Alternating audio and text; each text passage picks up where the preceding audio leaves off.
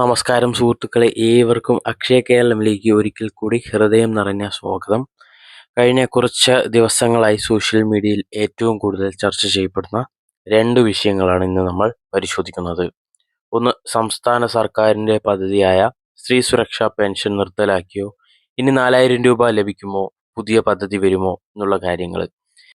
ഇനി രണ്ടാമത്തെ കാര്യം, മകളുടെ ഭാവിക്ക് ഏറ്റവും സുരക്ഷിതമായ സമ്പാദ്യ പദ്ധതിയായ കേന്ദ്ര സർക്കാരിൻ്റെ സുകന്യ സമൃദ്ധി യോജനയിൽ ഇപ്പോൾ ചേരുന്നത് എന്തുകൊണ്ടും മികച്ച തീരുമാനമാണ് എന്നുള്ള കാര്യങ്ങളെല്ലാം നമ്മൾ വിശദമായി നോക്കാൻ പോവുകയാണ്.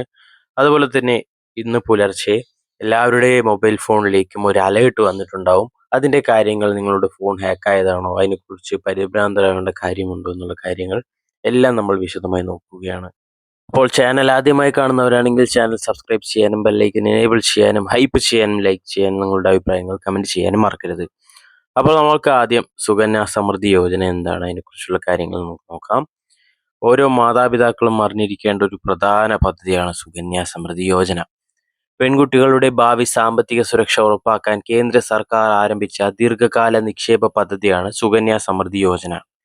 ചെറുതായി സമ്പാദിച്ച് വലിയൊരു തുക ഭാവിയിൽ സ്വന്തമാക്കാൻ കഴിയുന്ന പദ്ധതികളിൽ പ്രധാന സ്ഥാനമാണ് ഈ സുകന്യ സമൃദ്ധി പദ്ധതിക്കുള്ളത്. ഈ പദ്ധതിയുടെ പ്രധാന ലക്ഷ്യം ഒരു പെൺകുട്ടിയുടെ വിദ്യാഭ്യാസം, ഉന്നത പഠനം, അതുപോലെ വിവാഹം, ഭാവി സാമ്പത്തിക സുരക്ഷ, ഈ 3 കാര്യങ്ങളാണ് പ്രധാനമായും സുകന്യ സമൃദ്ധി യോജനയിലൂടെ വരുന്നത്. ഇനി ഇതിൽ ആർക്കൊക്കെ അക്കൗണ്ട് തുടങ്ങാമെന്നുള്ള ഞാൻ പറഞ്ഞുതരാം. 10 വയസ്സിന് താഴെയുള്ള പെൺകുട്ടികളുടെ പേരിൽ മാതാപിതാക്കൾക്ക് നിയമപരമായ രക്ഷിതാക്കൾക്കോ അക്കൗണ്ട് തുറക്കാം. പോസ്റ്റ് ഓഫീസിലും അംഗീകൃത ബാങ്കുകളിലേക്കും നമുക്ക് അക്കൗണ്ട് ആരംഭിക്കാൻ സാധിക്കും. വർഷത്തിൽ കുറഞ്ഞത് 250 രൂപ നിക്ഷേപിക്കാം. പരമാവധി 1.5 ലക്ഷം വരെ നിക്ഷേപിക്കാൻ സാധിക്കും. ഓരോ കുടുംബവും തങ്ങളുടെ സാമ്പത്തിക ശേഷിക്കനുസരിച്ച് തുക തിരഞ്ഞെടുക്കാം. ഇനി പലിശയുടെ പ്രത്യേകത എന്താ പറഞ്ഞാൽ, ഈ പദ്ധതിയുടെ ഏറ്റവും വലിയ ആകർഷണം സർക്കാർ നിശ്ചയിക്കുന്ന പലിശ നിരക്കാണ്. പലിശ നിരക്ക് സമയാസമയങ്ങളിൽ സർക്കാർ പുതുക്കും. അതുകൊണ്ട് ദീർഘകാല നിക്ഷേപത്തിന് ഇത് കൂടുതൽ സുരക്ഷിതമായ മാർഗമായി പലരും തിരഞ്ഞെടുക്കുന്നുണ്ട്. ഈ പദ്ധതിക്ക് പ്രധാന നികുതി ആനുകൂല്യങ്ങളും ലഭ്യമാണ്. നിക്ഷേപ തുകയ്ക്ക് നിയമപ്രകാരം ഇളവുകൾ ലഭിക്കും. പലിശയ്ക്കും മെച്യൂരിറ്റി തുകയ്ക്കും നിലവിലുള്ള നിയമങ്ങൾ അനുസരിച്ച് പ്രത്യേക നികുതി ആനുകൂല്യങ്ങൾ ലഭിക്കാം. ഇനി ആദ്യ 15 വർഷം നിക്ഷേപം നടത്താം. തുടർന്ന് അക്കൗണ്ട് മെച്യൂരിറ്റി വരെ പലിശ ലഭിച്ചുകൊണ്ടിരിക്കും. ദീർഘകാല സമ്പാദ്യത്തിന്റെ ഗുണം ഇതിലൂടെ ലഭിക്കും. പെൺകുട്ടിയുടെ ഉന്നത വിദ്യാഭ്യാസ ആവശ്യങ്ങൾക്കായി നിബന്ധനകൾക്ക് വിധേയമായി ഭാഗികമായി തുക പിൻവലിക്കാൻ സൗകര്യമുണ്ട്. അതുപോലെ തന്നെ ഇത് നിരവധി കുടുംബങ്ങൾ ഇത് ഇപ്പോൾ യൂസ് ചെയ്യുന്നുണ്ട്. ഇനി ഒരു സംസ്ഥാനത്ത് നിന്ന് മറ്റൊരു സംസ്ഥാനത്തേക്ക് താമസം മാറിയാലും അക്കൗണ്ട് മാറ്റാൻ സൗകര്യമുണ്ട്. അതിനാൽ ജോലി ആവശ്യങ്ങൾക്കോ താമസം മാറുന്നതിനോ ബുദ്ധിമുട്ടില്ല. കുറഞ്ഞ നിക്ഷേപം അടയ്ക്കാതെ പോയാലും അക്കൗണ്ട് പൂർണ്ണമായി നഷ്ടമാകില്ല. നിശ്ചിത നടപടിക്രമങ്ങൾ പാലിച്ച് വീണ്ടും സജീവമാക്കാൻ സാധിക്കും. അതിനാൽ ഭയപ്പെടേണ്ട സാഹചര്യമില്ല. ദീർഘകാല നിക്ഷേപത്തിന്റെ ഗുണം ഇതിൽ അനുഭവപ്പെടും. കാരണം ഓരോ വർഷവും കൃത്യമായി നിക്ഷേപം നടത്തുമ്പോൾ കൂട്ടുപലിശയുടെ ശക്തി കാരണം വർഷങ്ങൾക്കിപ്പുറം വലിയൊരു തുക ലഭിക്കാൻ സാധ്യതയുണ്ട്. ഇതാണ് ദീർഘകാല നിക്ഷേപങ്ങളുടെ ഏറ്റവും വലിയ നേട്ടം. അതുപോലെ തന്നെ എല്ലാവർക്കും ഇതിൽ നല്ല റിട്ടേൺ കിട്ടുന്ന, ഇതിനെക്കുറിച്ച് മുഴുവനായിട്ട് വിശദമായ വീഡിയോ ചെയ്യണമെന്നുണ്ടെങ്കിൽ കമൻറ്റ് ബോക്സിൽ അറിയിച്ചാൽ മതി. ഇതിനെക്കുറിച്ചുള്ള എങ്ങനെയാണ് 250 രൂപ അടച്ചാൽ എങ്ങനെ എത്ര രൂപ ഇനി 18 വയസ്സിന് ശേഷം ലഭിക്കും, അതായത് വിവാഹശേഷം ലഭിക്കും എന്നുള്ള കാര്യങ്ങളെല്ലാം വിശദമായി അറിയണമെന്നുണ്ടെങ്കിൽ, ഇതിനെക്കുറിച്ചൊരു വീഡിയോ ചെയ്യണമെന്നുണ്ടെങ്കിൽ നിങ്ങൾ കമൻറ്റ് ബോക്സിൽ രേഖപ്പെടുത്തിയാൽ മതി. അപ്പോൾ നമുക്ക് ഇനി സ്ത്രീ സുരക്ഷാ പെൻഷനുമായി ബന്ധപ്പെട്ട കാര്യങ്ങളിലേക്ക് കടക്കാം. സ്ത്രീ സുരക്ഷാ പെൻഷൻ, സോഷ്യൽ മീഡിയയിൽ പലരും പറയുന്നത് പോലെ സ്ത്രീ സുരക്ഷാ പെൻഷൻ പദ്ധതി ഔദ്യോഗികമായി റദ്ദാക്കിയതായി സ്ഥിരീകരിച്ച വിവരങ്ങളില്ല. അതേസമയം നിലവിലുള്ള രീതിയിൽ ഈ പദ്ധതി ഭാവിയിൽ തുടരുമോ എന്ന കാര്യത്തിൽ സർക്കാർ തലത്തിൽ വിവിധ മാറ്റങ്ങൾ പരിഗണിക്കുന്നുവെന്ന വിവരങ്ങളാണ് പുറത്തുവരുന്നത്. അതുകൊണ്ട് തന്നെ പെൻഷൻ നിർത്തി, ഇനി പണം കിട്ടില്ല, എല്ലാവരും 4000 രൂപ വിതരണം തുടങ്ങി എന്നിങ്ങനെ പല വാർത്തകൾ സോഷ്യൽ മീഡിയയിൽ, യൂട്യൂബിൽ പ്രധാനമായും സ്പ്രെഡ് ചെയ്യുന്നുണ്ട്. അത് ശ്രദ്ധിക്കുക, അതെല്ലാം ഫേക്ക് ന്യൂസുകളാണ്. ഇനി സോഷ്യൽ മീഡിയയിൽ ഒരു വാർത്ത വന്നാൽ അത് പലരും പരിശോധിക്കാതെ തന്നെ ഷെയർ ചെയ്യാറുണ്ട്. YouTube video, Facebook post, WhatsApp message, ഇവയിൽ എഴുതിയിരിക്കുന്ന എല്ലാ കാര്യങ്ങളും ശരിയാണെന്ന് കരുതരുത്.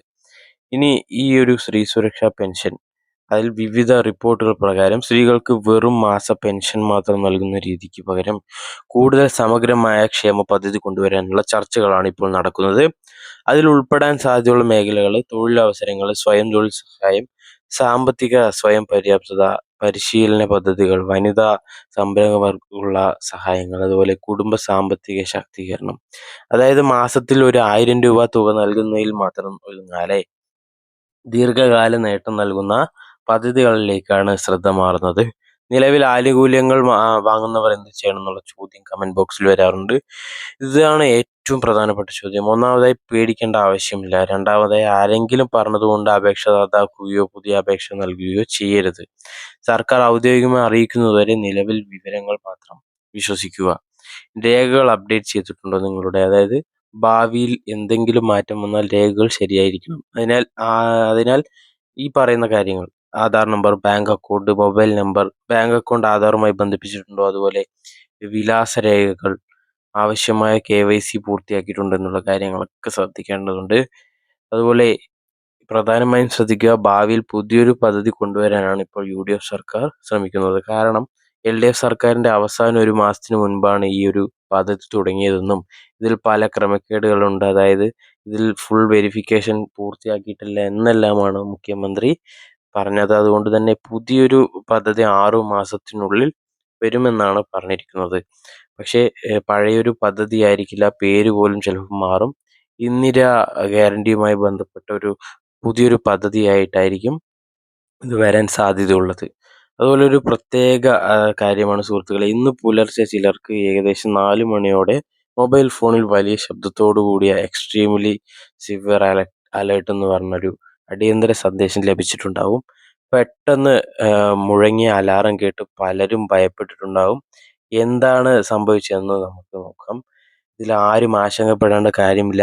എന്നാൽ ആദ്യം തന്നെ ഒരു കാര്യം വ്യക്തമാക്കാം: ഇത്തരം അലേർട്ട് ലഭിച്ചവർ ആരും ഭയപ്പെടേണ്ടതില്ല. ഇത് സാധാരണയായി സർക്കാർ ഉപയോഗിക്കുന്ന ഔദ്യോഗിക സെൽ ബ്രോഡ്കാസ്റ്റ് അലേർട്ട് സിസ്റ്റമിന്റെ ഭാഗമാണ്.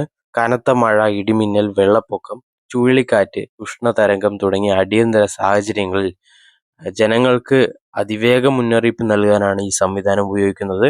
മൊബൈൽ നെറ്റ്വർക്ക് വഴി നിശ്ചിത പ്രദേശങ്ങളിലുള്ള ഫോണുകളിലേക്ക് ഈ സന്ദേശം എത്തിക്കുന്നതിനാൽ ഇന്റർനെറ്റ് ഇല്ലെങ്കിലും പലപ്പോഴും അലേർട്ട് ലഭിക്കാം.